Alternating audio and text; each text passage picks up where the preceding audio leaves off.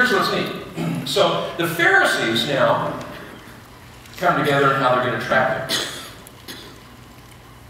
And they send their disciples and the Herodians.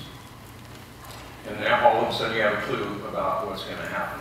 Because the Pharisees hated the civil government. The Herodians were in bed with the civil government. So you know this is going to be a question about the government. And so they come and said, Jesus, you know, we know you're a truthful teacher, you know, buttering up, da-da-da-da-da. Tell us now, what do you think? Because they're coming to trap him in his word. See, if Jesus answers this way, if he answers in favor of the government, then the Herodians have got, the Pharisees have got all of their argument, bam, you know. If he answers the other way, then the Pharisees, bam. So they think this is the way to trap him. So remember, this is and people take this way out of context and so forth. Amen. And so they say, here's the question. They say, is it lawful to pay tax to Caesar? And they're just, you know, salivating. And Jesus says, well, show me a coin that's used for the tax. And can you just see the Pharisees in it? So they hand this coin to Jesus, and remember, just whose inscription's on it?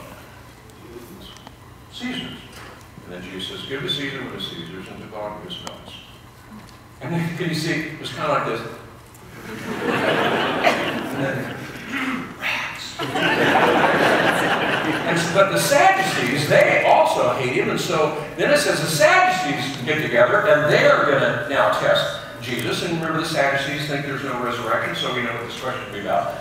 And so they come to Jesus and butter him up and so forth. And they say, now, teacher, there were 7 brothers among us. Moses says that if a brother dies and has no sons, then his other brother is to marry the widow, and da-da-da. And so, well, now there were 7 sons among us, and the first one married this woman, and then he died. And then the second son married this woman, and then he died. And then the third married him.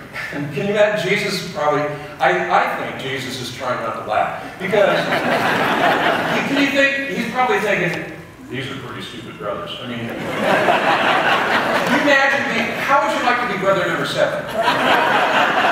Huh? 6 brothers are married this woman. You get me, I'm not going to marry that woman. But if he marries a woman, guess what? He dies. So, Sagittarius. They said, now, whose wife is she? So Jesus married all of them, you know.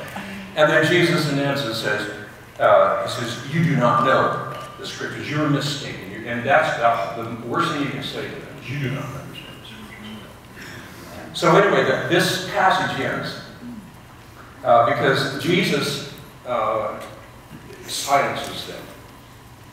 And they go away. Now, what's interesting, and I think this is where we left off with the Truth Project. So we're going to pick up right there where we left off. The Pharisees heard that Jesus had put the Sadducees down. And so they gathered themselves together to take one last shot at Jesus. And they put forth a lawyer. It's kind of like this is their Goliath. Okay, man. It's the 4th quarter. Send in the giant. And so the lawyer comes in, and and to us, remember, what's the big deal about the question, teacher, which is the greatest commandment of the law? Because we know the answer to that question. To realize for them at that time, they believed that they were going to do is they were going to get Jesus to pick one, and then they were going to attack him. About as being blasphemous against the word of God, putting one above the other. And remember, the response of Jesus, and this is what we wanted to pick up, and this is where we're going to begin, and the focus of the Truth Encounter. And I want you to catch the weight of Jesus' words and somehow strip away all the familiarity that we have at this moment. And listen to these statements by Jesus in their original impact. When Jesus said, love the Lord your God with all of your heart and with all of your soul and with all of your mind. This is the first and greatest commandment.